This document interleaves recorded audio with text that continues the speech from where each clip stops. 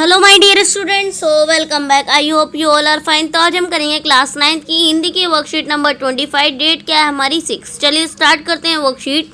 प्यारे बच्चों, पिछली कार्यपत्रक में आपने कबीर रचिता कुछ साखियाँ और पद पढ़े। आइए आज हम आज के कार्यपत्रक के माध्यम से कश्मीरी भाषा की लोकप्रिय संत कवित्री लद्यत द्वारा रचित वाक्यों में से कुछ वाक्य पर चर्चा करते हैं। चलिए पढ़ते हैं। रस्सी कच्चे धागे की खींच रही मैं नाव, जाने कब सुन मेरी पुकार, करे देव भवसागर पार। पानी टकरे कच्चे सकोरे, वैसे प्रयास हो रहे मेरे, जी मैं उठती रह रहे हूँ, घर जाने की चाह है घेरे। खा कर कुछ पाएगा नहीं, ना खाकर बनेगा अहंकार, सम खा तभी होगा संभवी, चलेगी साकल बंद। ठीक है बच्चों, तो इसके अंदर कुछ उचित शब्द जो है वो है आपका भवसागर यानी कि संसार, सकोर यानी कि मिट्टी का प्याला, हुक यानी कि टीस या पीड़ा, और संकाल यानी कुड़ी या फिर सिटकनी। चलिए इधर आ। इस वाक्य के माध्यम से कवित्री कहना चाह रही हैं कि मैं कच्चे धागे रूपी सांसों से नाव रूपी जीवन को खींचने का प्रयास कर रही हूँ। अर्थात कच्चा धागा बहुत ही नाजुक होता है, उससे एक भारी चीज़ नाव को खींचने का प्रयास करते हुए कवित्री उनको सांसों और जीवन से जोड़ने का प्रयास करती है। ईश्वर न जाने मेरी आराधना कब स्वीकार करेगा और मुझे इस संसार से मुक्ति देगा। जीवन रूपी सकोर से समय रूपी पानी पल पल कम होता जा रहा है और ईश्वर मिलन की मेरी सारी कोशिशें व्यर्थ हो रही हैं।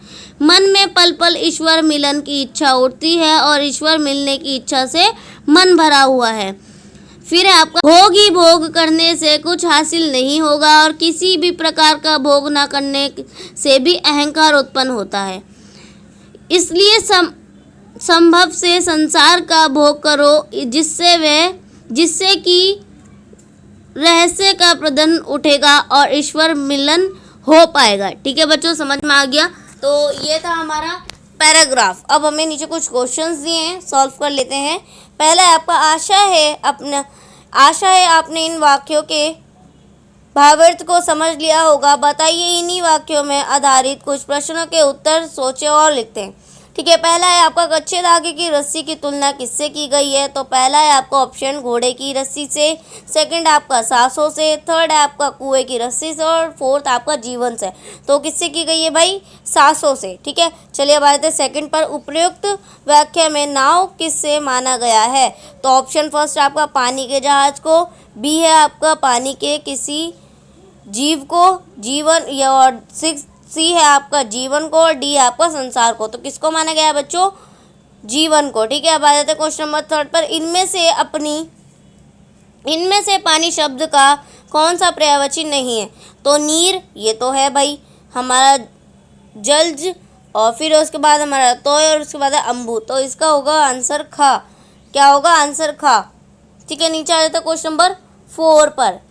यहाँ सकोरे की तुलना किससे की गई है और क्यों? तो आप लिखेंगे इसका आंसर मनुष्य के शरीर की तुलना मिट्टी से बने कच्चे सकोर से की गई है। ठीक है, अब आ जाते हैं क्वेश्चन नंबर 5 पर। कवित्री कौन से द्वार की साकल खुलने की बात कर रही हैं? तो आप लिखेंगे कवित्री के अनुसार जिस दिन मनुष्य के हृदय में ईश्वर भक्ति जागृत हो गई, अज्ञानता के सारे अंधकार स्वयं ही समाप्त हो जाएंगे और प्रभु को अपने हृदय में पाकर सोते ही सारी जंजीरें खुल जाएंगी। ठीक है, फिर आ जाते हैं। फिर आपकी गतिविधि, क्या आपने कभी मिट्टी के सकोर या कुल्हड़ क्या उनको बनते हुए देखा है? इससे बनाने की विधि पता कीजिए और लिखिए। तो आप लिखेंगे इसमें, हाँ मैंने अपने गाँव में मिट्टी के सकोरे बनाते हुए कुम्हार को देखा है। कुम्हार मिट्टी के सकोरे बनाते हैं और शहरों में इसे मशीन के द्वारा बनाया जाता है।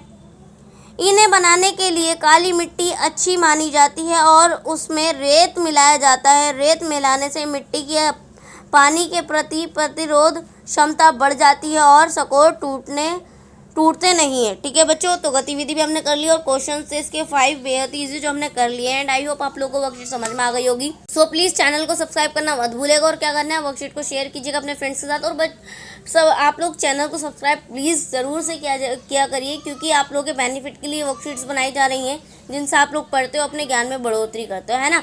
तो ये सिर्फ और सिर्फ आपका चैनल है और आपको ही पढ़ाने के लिए बनाया गया है। सो प्लीज़ चैनल को सब्सक्राइब ज़रूर कीजिएगा जिसने नहीं किया है, और जिसने कर रखा है थैंक यू वेरी मच।